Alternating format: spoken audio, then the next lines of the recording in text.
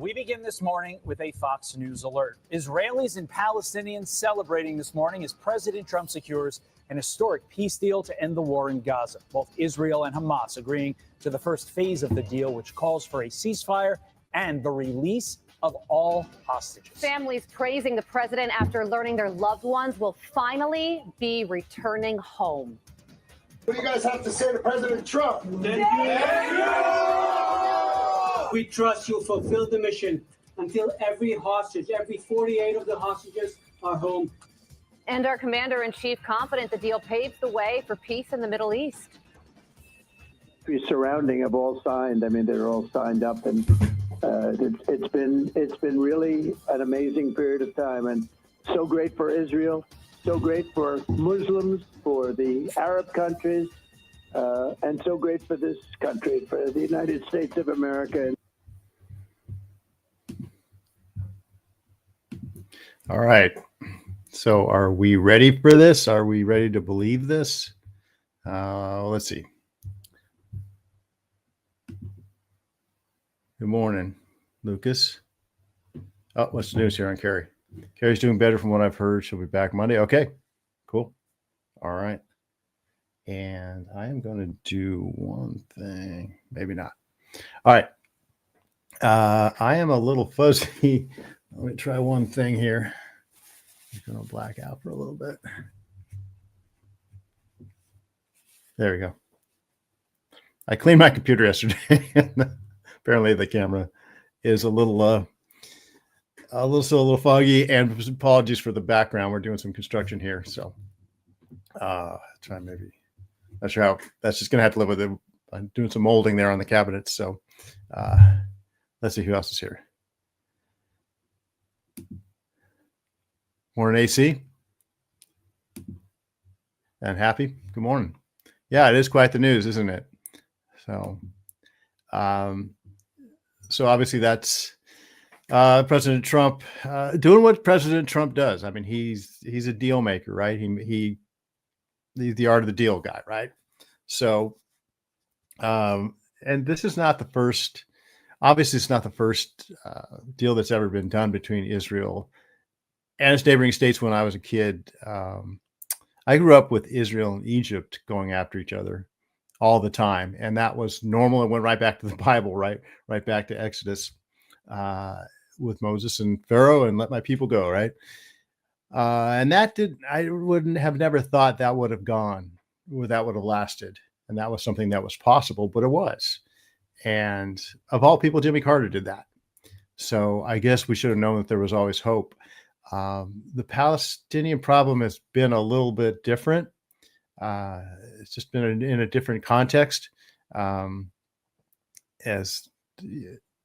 when it was always the Gaza Strip was always Israel's territory until about 20 years ago. They essentially gave it to the Palestinians, who proceeded to ruin it. But it's been that's their sovereign territory since then, until obviously a couple of years ago when Israel had to take it back. So what do you guys think? Have you been following this? Don't really have much of a thoughts together. I've just been kind of watching this. With my wife's birthday was yesterday, so I didn't pay a lot of attention to it, but it was a pretty momentous day, I guess. And a lot of people are really hopeful. I'm less hopeful than probably most. Although, like I said, if Israel and Egypt could make peace years ago, I suppose it's possible that they could make peace with the Palestinians. They can't make peace with Hamas. That's just a bridge too far to think that Hamas, for me to believe that Hamas is going to live up to what they agreed to here. I think Israel will, because Israel's always been, despite what everybody seems to believe, Israel's always been pretty honorable about these things. And Israel genuinely wants peace. There's no reason for Israel not to want peace. It just doesn't make any sense for them to agitate unnecessarily the countries around them and the people around them that all want them to disappear. So I've been very distressed with the way that the Palestinians have been catered to, or they have their aggression and their brutality and their barbarism from last when they invaded a couple years ago in the most brutal, obviously brutal way. Excuse.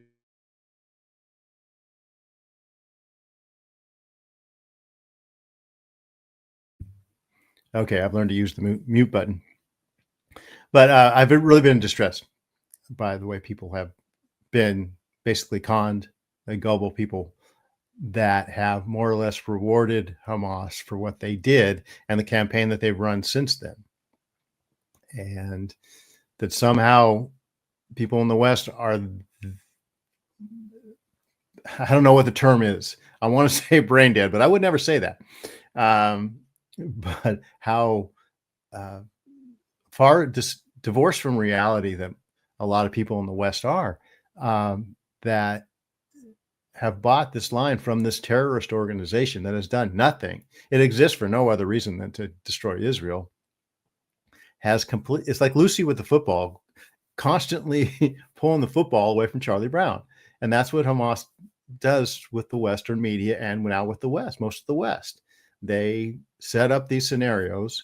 They bring a bunch of rockets to a hospital, fire rockets from the hospital. Israel retaliates like it has no choice. And then Hamas shows all these pictures of Israel bombing a hospital, and everyone thinks Israel's such this barbaric state. Okay. Lucas has got a correction here. Yeah, complacent at the very, very least. Yeah. Short-term memory loss. Nobody remembers anything. It's true.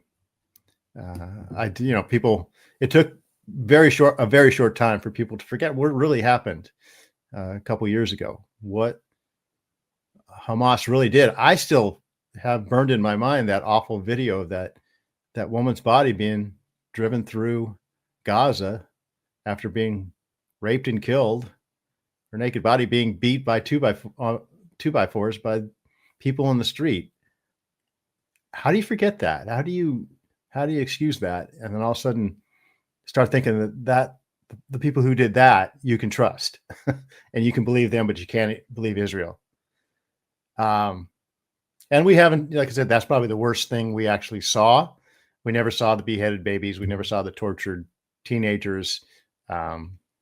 We never saw the videos that Hamas did of, or the Hamas would take the hostages' cell phones and announce to their social media crowd that, hey, I've got an announcement coming up.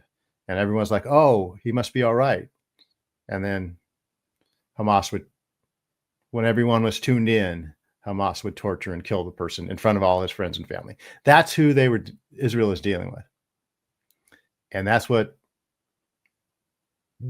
people we're trying to make peace with. So that's why I'm skeptical of Hamas. The Palestinian people, I'm not so sure. They're the ones that elected Hamas.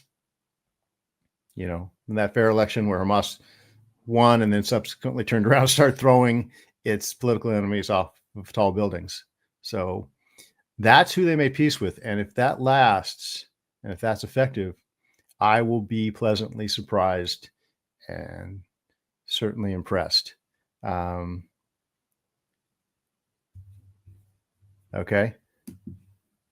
The average IQ has dropped since the poke. Your opinion? It's probably shared by a lot of people, and I wouldn't doubt it. I think they were dropping before that, but I'm not going to argue with you on that. Good morning, Robin. How are you?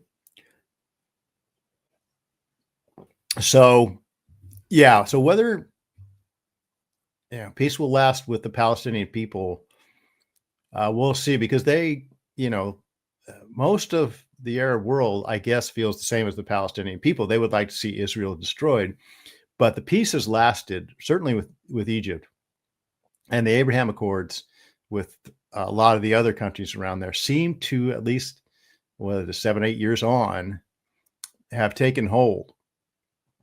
So, and this is just Donald Trump. Donald Trump's a different animal.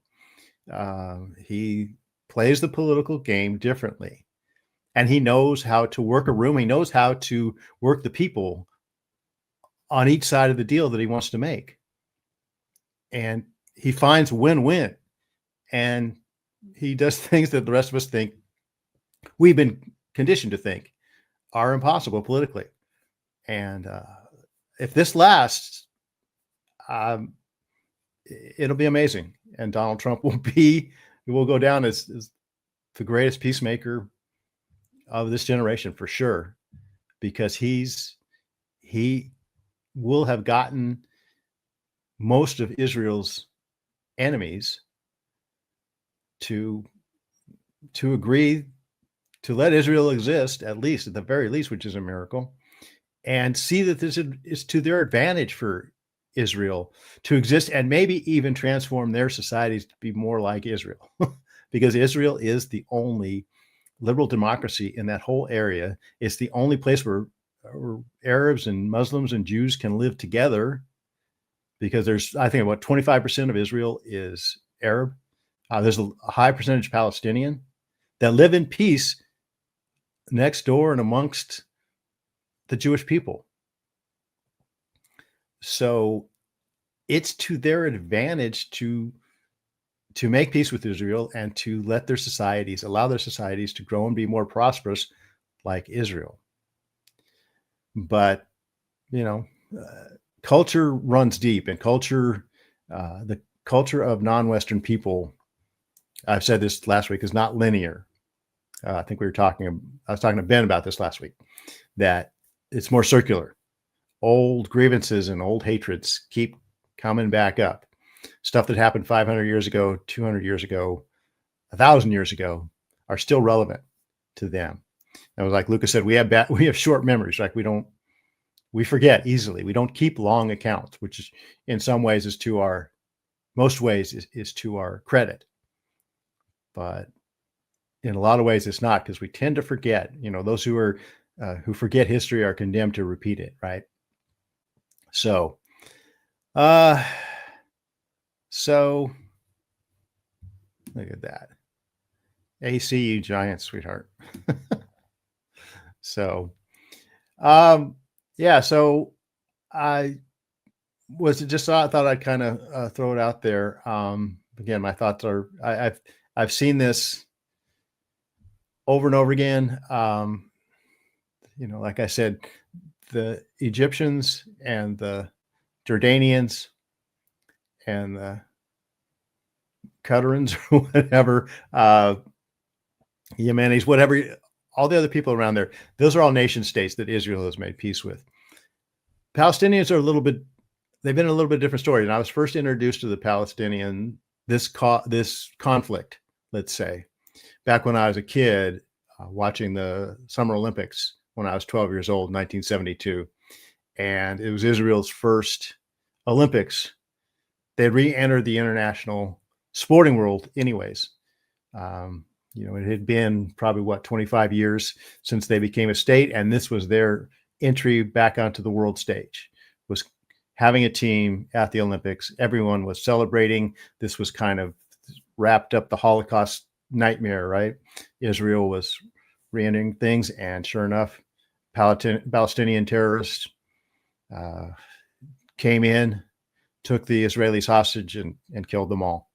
And part of it was the German police not even knowing how to handle that kind of situation, the Olympic Committee not being prepared, but mainly it was the brutality of the Palestinians and their sheer hatred of the Jewish people. And that was my first introduction to this, that I'm just a 12-year-old kid. I want to watch the Olympics. I want to see the Americans crush the Soviets, right? Like we all did. And here are these masked guys coming in and, targeting the Jewish team that everyone was just celebrating was there. And then eventually, through the botched response from the Germans, but also just from their brutal hatred, they killed all the hostages. They had killed hostages when they broke in and brutally killed them. As time has gone, the details of that attack have been well known. So that was my first introduction to this, and over the years, back in the early 2000s, Bill Clinton threw up his hands. He was trying to make peace between the Israelis and the PLO with Yasser Arafat, and Israel was willing to give them, I think, 97% of what they wanted. Israel's like, yes, take the land, let's have peace. And Arafat pulled back. He said, I can't have peace with Israel. First of all, I'll be killed. That's what happened to Anwar Sadat when he made peace with Menachem Begin and Israel. He was assassinated because there's people in the Muslim world and the Islamic world and the Arab world that will not have peace with Israel. And if you make peace with Israel, you're going to pay. So Arafat rejected this very generous offer, and they started an intifada. They started bombing pizza parlors in Israel and killing young innocent people and just doing horrible things. And so this is my view of the Palestinian leadership. They're the people that are the arm of the Palestinians. I don't think much of them. Hamas has been horrible. Like I said, those October 7th attacks were just brutal and beyond the pale. So can Israel make peace with the Palestinian people? Yeah, I think so. But can they make peace with Hamas? Hamas is not going to be governing. According to this deal, Hamas has to step down and disarm. If I'm right, I heard disarm. And I just don't think that's going to happen. Hamas is going to be the troublemaker for this, because they can't be seen as accepting this. If that happens, then it's a true miracle. And then Donald Trump did something that is superhuman. So, because Netanyahu certainly knows who he's up against.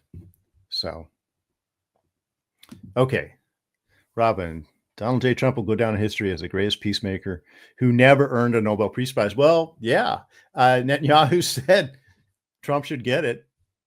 I think that's one thing. Donald Trump should get the Nobel Peace Prize. But you're right; they're never going to give it to him.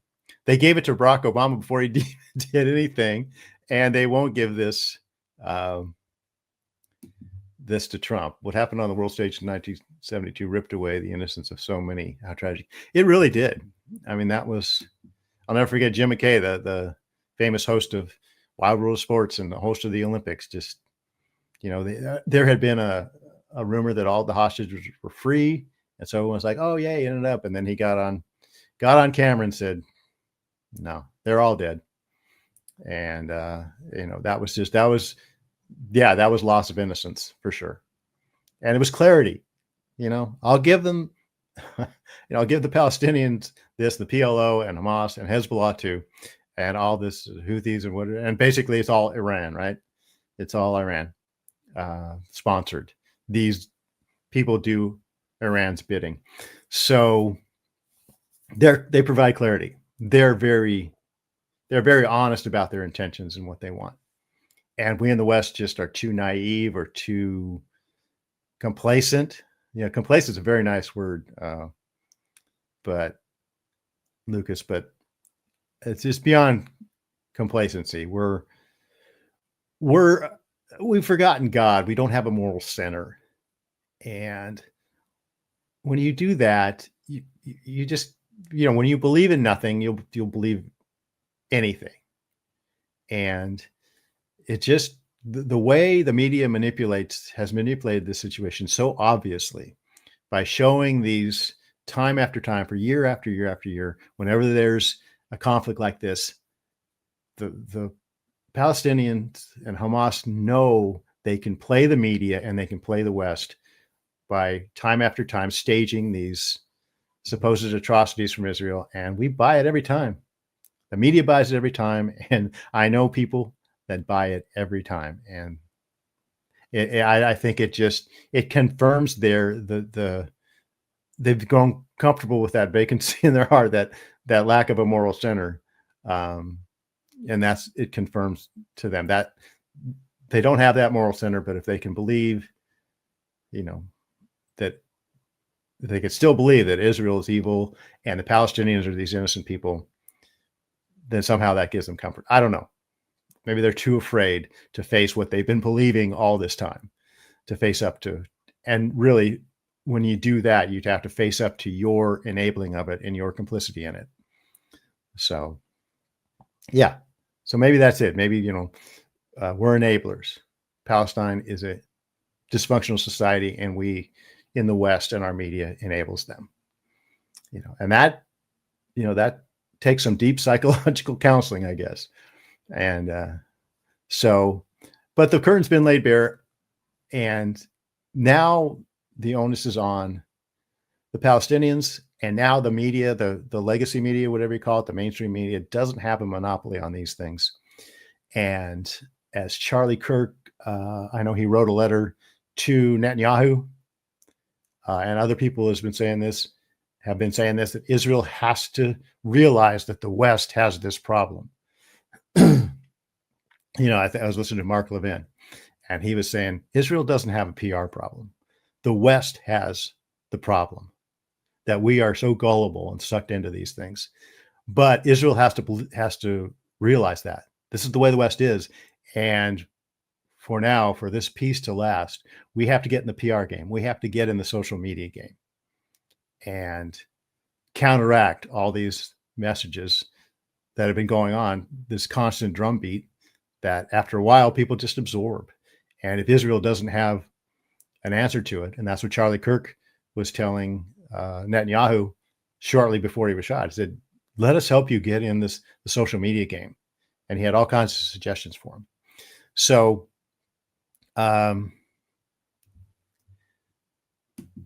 Robin, the people are the problem. It's the leadership, the government, and the principalities. Therein lies the problem. Yeah. So, but it's also with us, with what we choose to believe, right? We actually believe that Lucy's going to hold that football for us this time, right? This time we believe that Israel targeted that hospital or that school, right? Or that baby being carried actually isn't a staged manipulation by Hamas, because those will come up again. This peace there will be a lot of efforts to fracture this peace, and we have to pull our head out of our you-know-whats and see that for what it is. So, because Israel, I go back to what Dennis Prager said, and I had thought something like this myself, but he crystallized it the way he put it. He goes, if Israel laid down it says, first started with Hamas. If Hamas and Hezbollah and all these people attacking Israel would lay down their arms and say, we're not going to fight anymore, there would be peace throughout the Middle East for the first time ever. If Israel said, we're going to lay down our arms, we're not going to fight anymore, there would be bloodshed from the river to the sea. All of Israel would be wiped out. And then that wouldn't be an end to the violence. Then the radical Muslims would have no enemy to focus on anymore, and then they would go at each other, and there'd be even more blood. So that's the radical Islamic groups and that type of thinking, that worldview it thrives on war. It has to have conflict. And if they don't have it with Israel, they don't have it. I should say, that would be maybe step 3. If after Israel was wiped out, they'd come after us. We would be the common enemy that kept them from fighting amongst themselves. But I think they would still fight amongst themselves. But the one thing that would unite them is targeting the great Satan, which is obviously us. Yeah, Robbins, that's what I said before.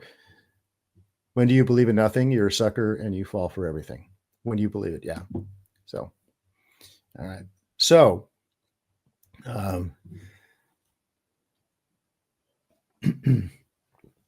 anyways, it is a big day, and it is progress. I mean, they have gotten Hamas hopefully to agree to this. They've signed off on it. Now, are they? That's, to me, that's the big question from now on: is can you trust Hamas to disarm, to give up power? Can you trust the Palestinian people to elect new leaders, or can you trust the leaders that I think that are being put in place? I think that there's some kind of there'll be some kind of ruling council from within Palestine. If you can trust them to value this peace with Israel and to resist the radicals within them saying we have to still destroy Israel. We have to use this as a ruse. We have to use this, as a front for more violence, which will happen. If those leaders can do that, then yeah, this will be the miracle everyone thinks it is. So we have some new comments. What do y'all got to say? Yeah, we'd be the great Satan. You're absolutely, yeah. So yeah, I should say that. That's one. Yeah, once if Israel laid down its arms, they'd wipe out Israel, and then whatever unity they would have would be focused at us. And maybe they'd finish off Europe, because they've already pretty much invaded Europe, and Europe's days are numbered, which is another topic for another day. But that's going to be our next world challenge. If the situation in the Middle East is resolved, the suicide of the West and the fall of Europe, and that all that goes with that, will be our next major problem and our major fight. But hopefully it won't get to that. But hopefully Donald Trump's words a few weeks back to Europe, and J.D. Vance's words to Europe, saying you can't let your society be taken over by Islam. We can't, Europe was the cradle of democracy, and it spread democracy all over the world. It spread prosperity all over the world, and now it's being invaded, and the invaders are coming. They're very clear about what their intentions are, and the European people are just letting them come and lying down for it. So we'll see. And maybe that's should be the next focus of Trump's efforts. But who knows? That's another topic for another time. So for now, we have a peace deal that's agreed to by all parties. Donald Trump has shown what a great negotiator he is. He really is. Yeah, democracy versus theocracy. And hopefully democracy is winning, and hopefully, this is something where, what we're doing here has had a big influence. It needs to be more. Israel needs to get in this game more for this to hold. Israel has got to turn public opinion still, even though you have this peace deal. You can't stop. You've still got to, show the world just what happened a couple years ago and just what Hamas had been doing. And now that they're out of power, hopefully we can, exploit that breach and get some people who will actually serve the interest of the Palestinian people. And the Palestinian people will start to turn around their opinions on Israel and on the situation there. So, and if that happens, like I said, this goes back so many years. Like I said, it goes back to my childhood, but it goes way beyond that. And if this can hold, yeah, this is huge. Every bit as big as Egypt and the Abraham Accords, and Donald Trump for Nobel Peace Prize, I say, right? So, hey, it's half an hour. That was quick, as always. And I will see you guys tomorrow with Ben when we talk about, continue our talk on the Crusades. So we'll see you then. Thanks for listening, guys.